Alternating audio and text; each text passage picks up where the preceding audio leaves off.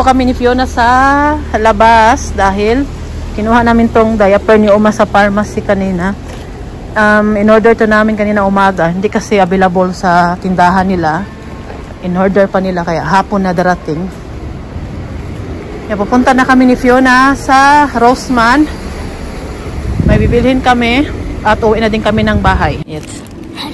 Wala ko yawa ko sa daanan ni Fiona eh. Kayang-kaya man ang diaper ni Uma at ng toilet papier. Hala ka. Huy. Mag alas 6 na. Pauwi na kami ni Fiona.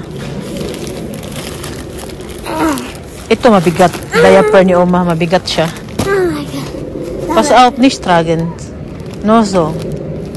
Sabi ko sa kanya, wag niyang kargahin dahil mabigat. Fiona, hello? Yeah. Yeah. Umuulan. Umuulan. Sakpi na umuulan.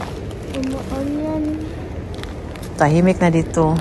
Mama, kannst du mich mal philippinische Wörter sagen und ich muss die... Ayan guys. Und ich muss die philippinische Wörter... Fiona. Hello Fiona. Kumusta ka?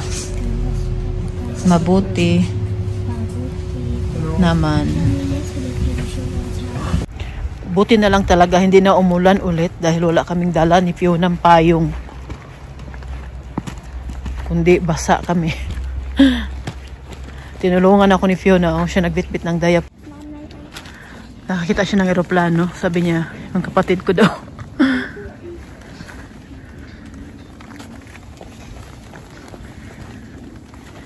Nandito na naman kami ni Fiona. Kumakain muna siya dahil may isang oras pa. Wala, may bispi Fiona. So, gisin bispi?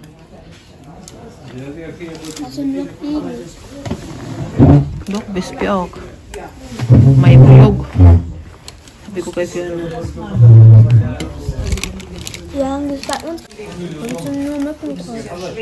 Yeah, kumain muna siya ng tinapay dahil sabi ko sa kanya, hindi na kami uuwi kasi kung uuwi pa kami, mas stress lang ako. At yung dentist ko pa naman ay kailangan pa maglakad ng malapit lang naman, tas ayoko malate. Dapat bago mag 3 nandun na ako. Kaya hinihintay muna namin yung oras kasi nandito na din kami sa city. Paglakad pa kami doon, mga 2:30 papunta na kami doon.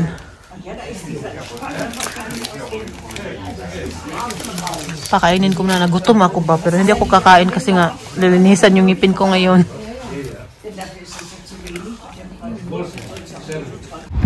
Papunta na kami ni Fiona sa dentist. Dito kami dadaan dahil ano dito, malapit lang dito kami dadaan. At wala masyadong tao, makapag-video tayo dahil walang masyadong nakakasalubong. Ay, sana hindi na uulan dahil nagdala kami nitong violin ni Fiona, baka mabasa to ba. Kahit may dala kang payong, pag malakas ang ulan, basa ka pa rin dahil, lalo na pag mahangin. Ilang beses ko na po yan na naranasan. Kaya inis na inis ako pag umuulan ng malakas ba, tapos naglalakad ako. Wala kasi si Martin, panghapon si Martin ngayon. Alas 12:30 na. Kaya pupunta na kami doon sa dentist. Yeah. Mabuti nang maaga kami kasi sa late. Kasi ihi pa ako.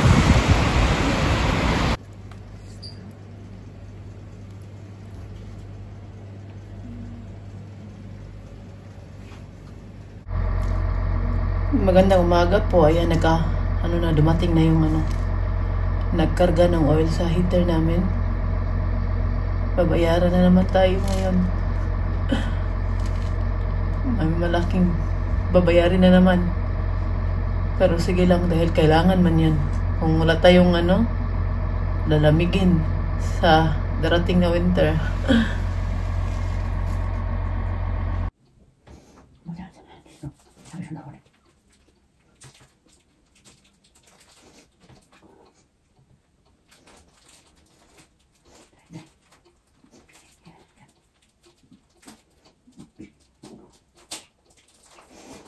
Okay, ja.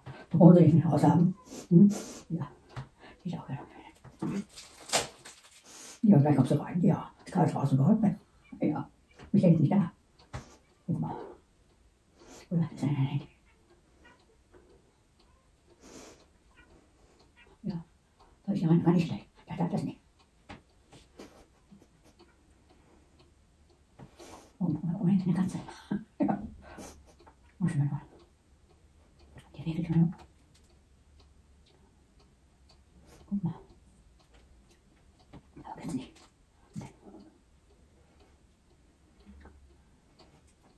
Ja, da ist er dabei.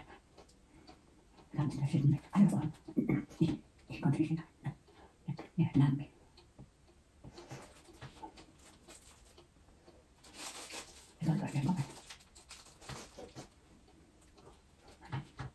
Ja, Helmut.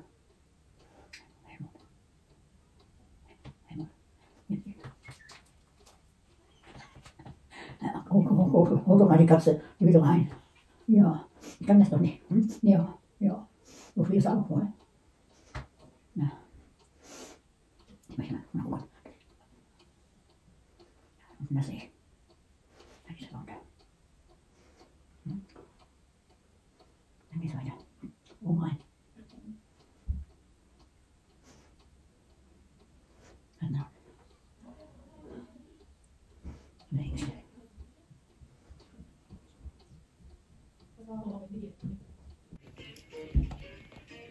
Tingnan po ninyo anak ko.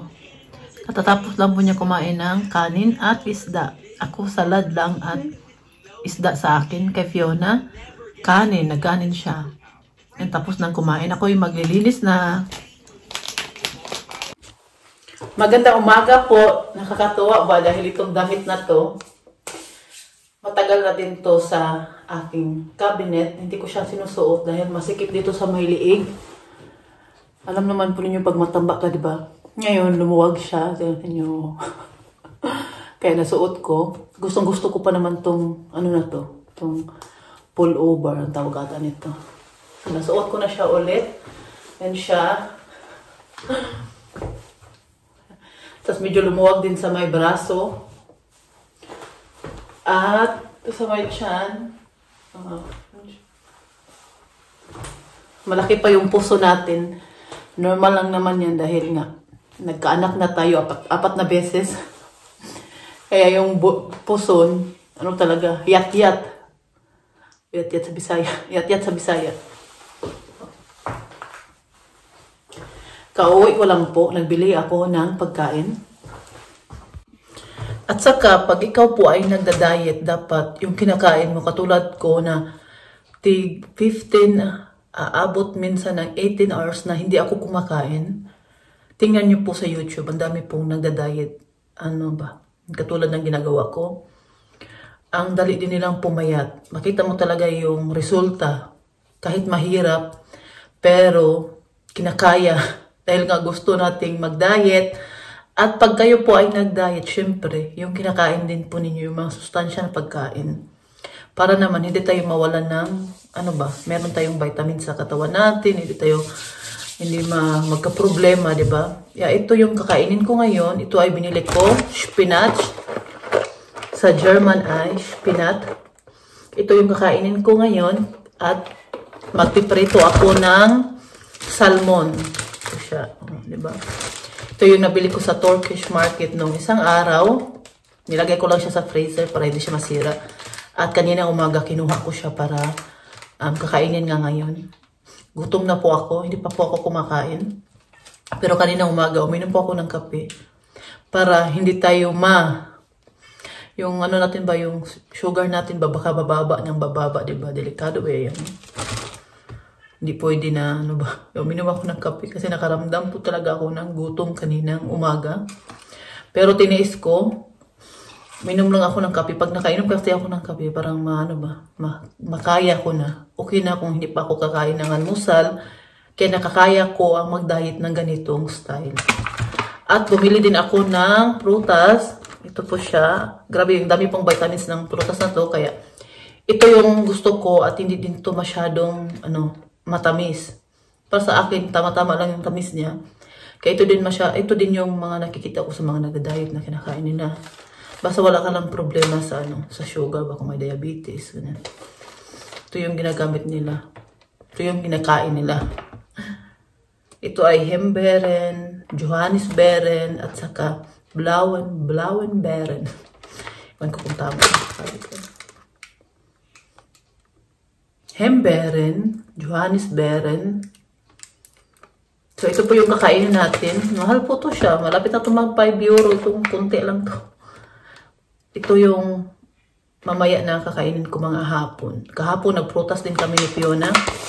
Kaya, bumaba po yung timbang ko ng 1 kilo. Dahil nga yung kinakain ko last day, nung nakaraang araw, puro lang salad, isda. Kaya, bumaba siya. At ngayon, kakain na ako dahil gutom na. Mag-asikaso pa ako kay Uma. Si Martin kasi, nagtrabaho na din. At ako'y pupunta siguro mamaya sa Lidl dahil bibili ako ng Ariel. Naubusto na pala ako ng powder pang laba. Dami kong labahin. Ayoko kasi pag nagtambak yung labahan ko, nabibisit po talaga ako.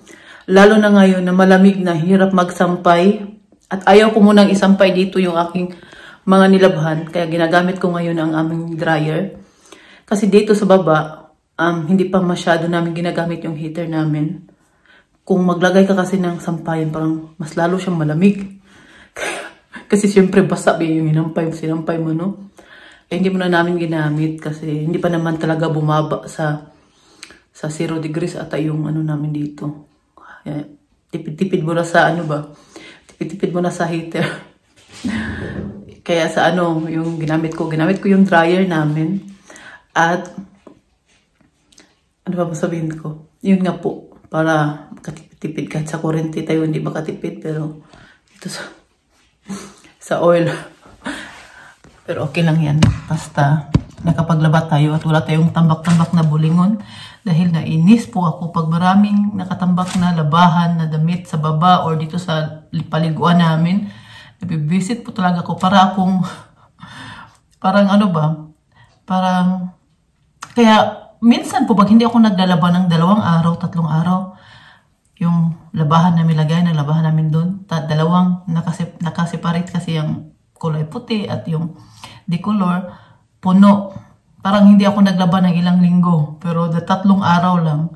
Kasi yung mga anak ko, araw-araw naman nagbibihis, may pasok sila, araw-araw naliligo. Ako din. Alang, sarap ng aking ulam. Isda na naman tayo. Kakain po muna ako dahil gutom na. Yan po yung kakainin natin. Gulay at saka isda. Kain po muna tayo. Man. Yeah. Kasama ko ngayon si Fiona. Nandito kami sa Dortmund.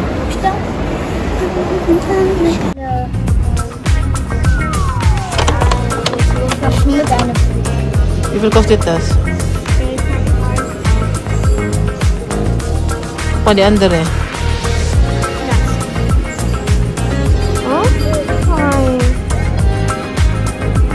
Dann was?